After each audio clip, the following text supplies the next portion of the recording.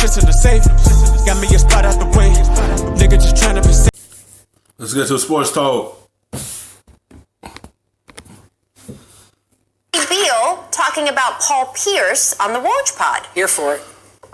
Like, at first I thought Paul was a pure, like, I thought he hated everybody. I thought he didn't like people. I thought he wasn't a people person at all. But it was just the complete opposite. You know, like, he rides for his team. Like, if you're his teammate, you're his boy. Like, that's just how he is. But if you're on the opposite team, you know, he's not talking to you. He's not messing with you. And so I've learned that and kind of developed that same mental, you know, it's in a way.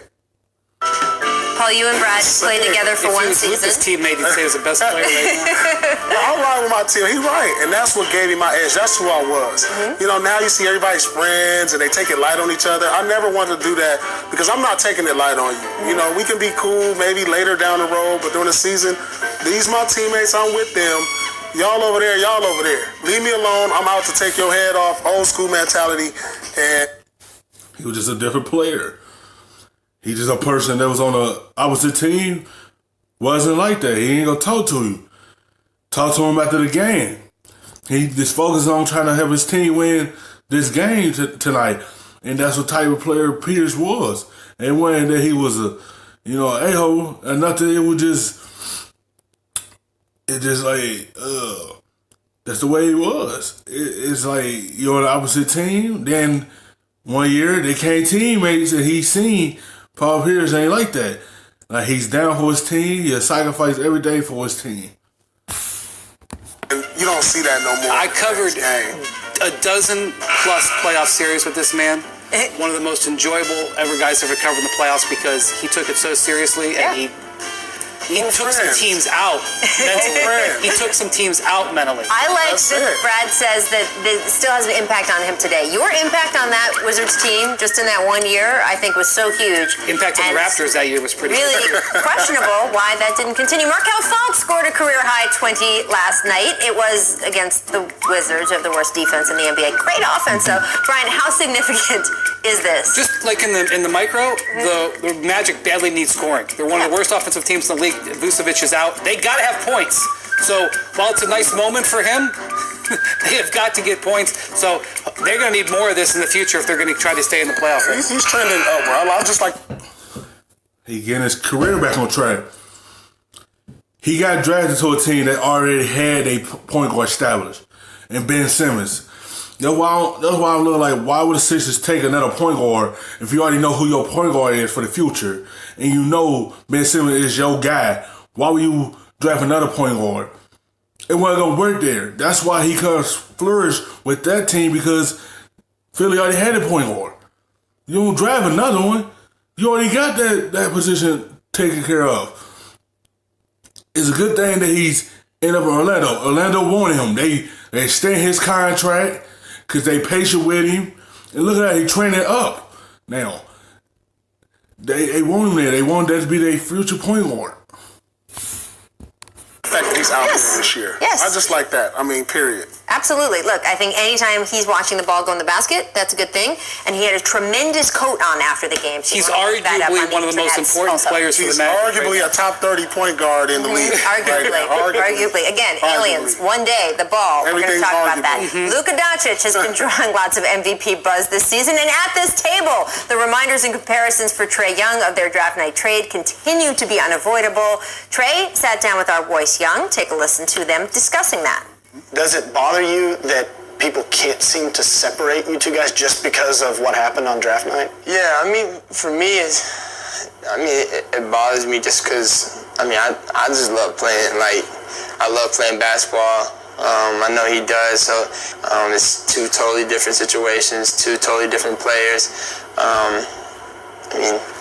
Playing well and playing well is just let it be. So for me, it comes with it, but Dallas wanted Luka Doncic.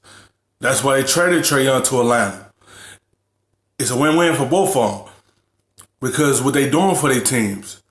Trae Young, his team having a minor setback because one of their players out, Collins, so they having a kind of setback this year.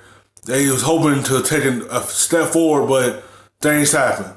Luka Doncic, he got Dallas ahead of schedule where they want to be.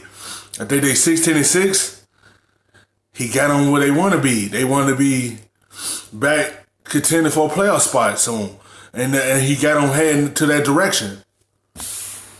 It gets annoying. Do you think Trey's ever going to move past that draft night trade? I mean, I personally think has moved past it, but unfortunately, I can just tell you that it's going to be difficult. You know, I just remember Chris Paul and Darren Williams for almost a decade. I mean, I had many arguments about that one. How'd that go for you?